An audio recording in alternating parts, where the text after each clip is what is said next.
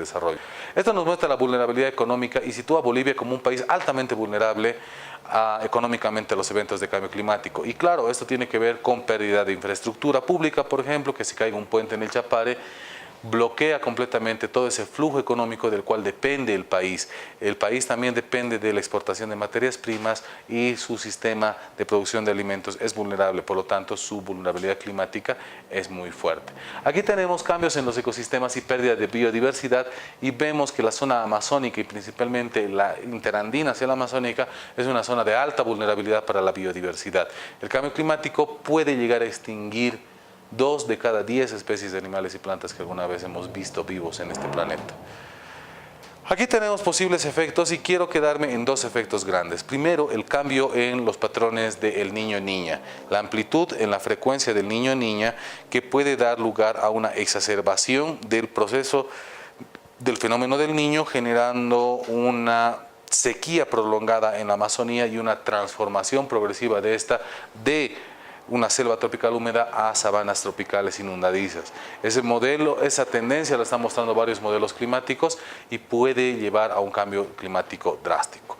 Acá nos está mostrando un poco los riesgos de cambio climático y es importante que nos enfoquemos en esto porque el enfoque de riesgo es el que nos va a dar todo el marco referencial para la adaptación. Encontramos los diferentes escenarios donde vamos a encontrar por qué los científicos definen 2 grados Celsius como un incremento ya peligroso en el sistema climático y por lo tanto recomiendan mantener este incremento en menos de 2 grados. Si es que llegáramos a un incremento de 2 grados, el incremento de la temperatura en regiones continentales, es decir, en regiones como la de Bolivia, sería entre 1.5 a 2 veces más alto que el promedio. Es decir, estamos hablando de cerca de 4 grados de incremento. En la zona de montaña esto se incrementa todavía 1 a 2 grados más, llegando incluso hasta 6 grados el cambio en el gradiente de temperatura para la zona de montaña. Eso nos muestra este aumento de temperatura a grandes altitudes en los Andes. Eso constituye a la zona andina y a la zona de glaciares una zona muy vulnerable a los potenciales efectos del cambio climático, además de otras zonas muy vulnerables en el sudoeste de Potosí y en la zona amazónica de Bolivia. Hay varias dificultades que nos permiten cuantificar o identificar cuáles pueden ser los potenciales efectos de cambio climático.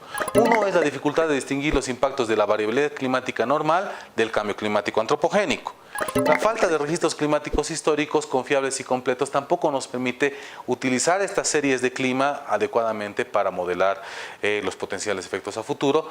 Pocos estudios de impactos disponibles, la mayoría están en base a un solo o a 2 escenarios y los modelos climáticos todavía están en escalas muy grandes para la toma de decisión.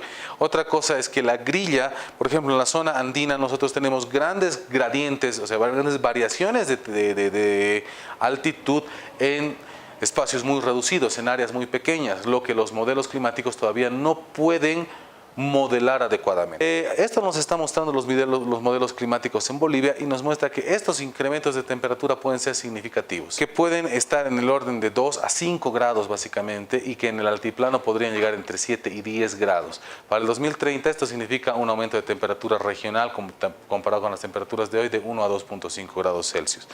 Para Bolivia esto viene a representar cambios en las precipitaciones, es decir, va a llover más en algunos lugares, va a llover menos en otros lugares, generando sequías e inundaciones. Vamos a encontrar, por ejemplo, acá los eventos extremos entre 2000 y 2010. Ustedes van a ver ya cada diapositiva y van a poder encontrar e identificar estos eventos.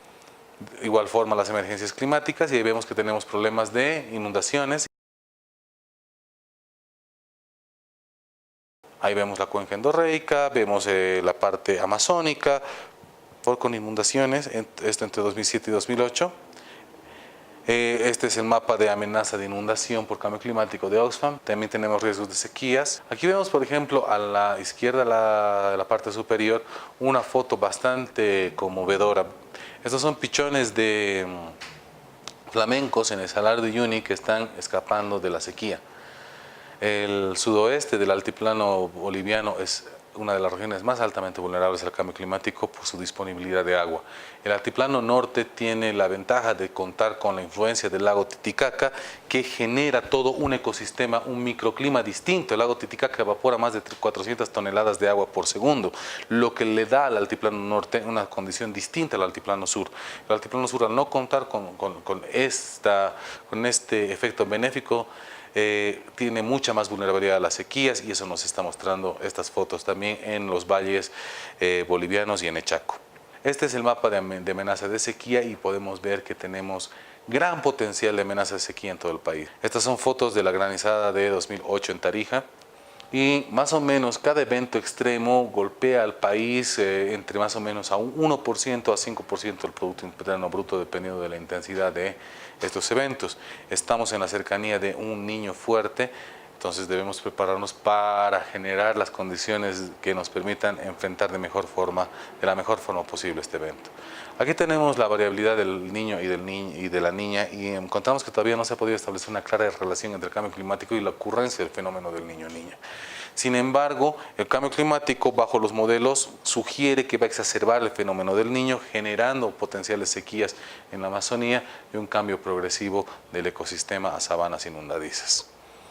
Aquí tenemos más o menos cómo impacta el niño en el PIB boliviano, y vamos a ver que estos desastres naturales cada vez van bajando el potencial aprovechamiento económico que podríamos tener de nuestras actividades productivas. El impacto más importante del calentamiento global o del cambio climático en Bolivia está sobre el ciclo hídrico. Esto significa derretimiento de glaciares, dando lugar a falta de agua potable, pérdida de bofedales, cambios en los regímenes de precipitaciones, cada vez lluvias más intensas, inundaciones, sequías, granizo y mayor evapotranspiración, cambiando las condiciones completamente del clima.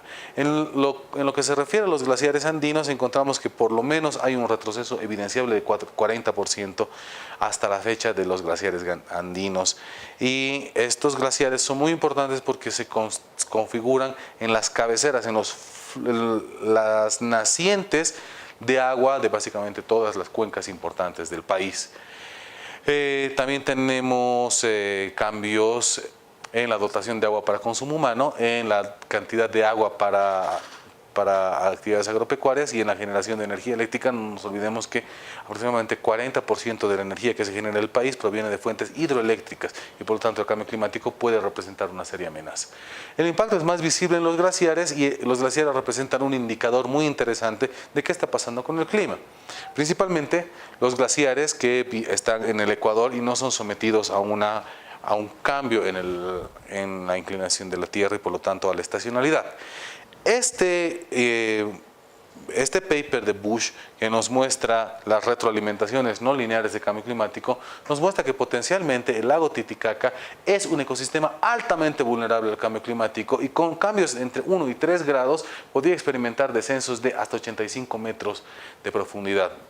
El lago menor está en promedio a 4 metros de profundidad, y su punto más bajo a 40 metros de profundidad. Básicamente todo el lago menor se estaría perdiendo, y gran parte del lago mayor también perdería gran parte de volumen de agua en estos escenarios, generando básicamente un impacto terrible sobre todo el altiplano norte, porque como les he comentado anteriormente, el principal regulador climático y de cantidad de agua del altiplano norte es el lago Titicaca.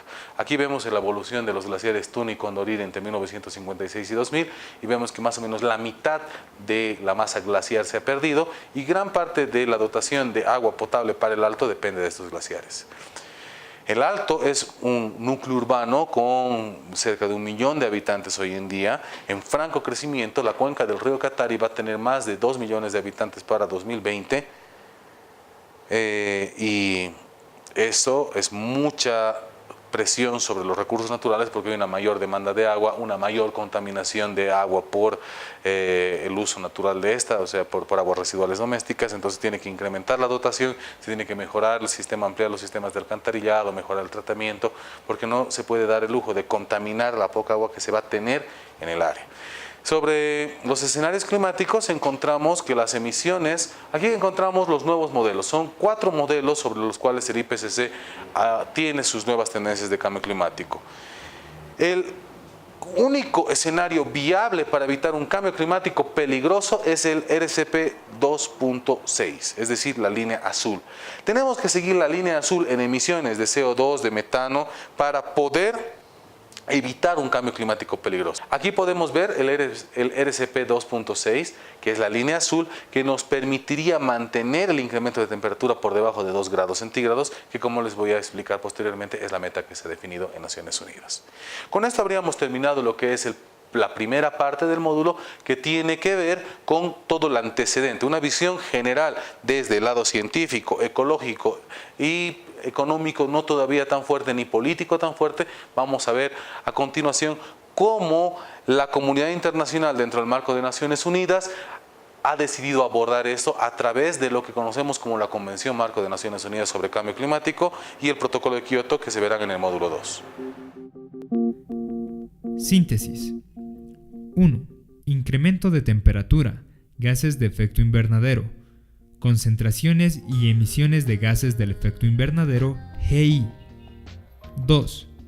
Emisiones que vienen del suministro de energía, industria, silvicultura, agricultura, transporte, edificios residenciales y residuos. 3. Forzamiento radioactivo y su influencia. 4.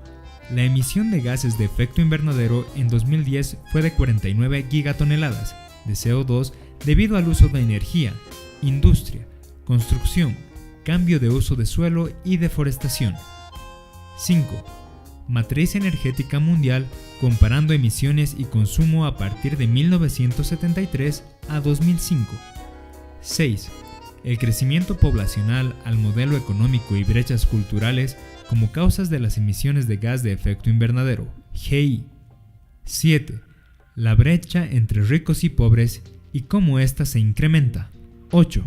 El PIB y su cambio en los últimos 45 años. El 77% de recursos del mundo están concentrados en el 18% de la población. 9. Los principales emisores de la quema de combustibles fósiles a 2005 son China, Estados Unidos, Unión Europea, Rusia, India, Japón, Brasil y otros países. 10. Los efectos que se tienen: disminución de la cobertura de la nieve, incremento del nivel del mar, efectos en la agricultura y en la pesca, inseguridad alimentaria, incremento de enfermedades, incremento de incendios naturales, incremento de olas de calor, riesgo de desastres, vulnerabilidades económicas, cambios en los ecosistemas y pérdidas de biodiversidad. 11. Los efectos en Bolivia: incremento de temperaturas, niño y niña, inundaciones y sequías, salud, seguridad alimentaria, impacto económico y modelos sobre escenarios climáticos.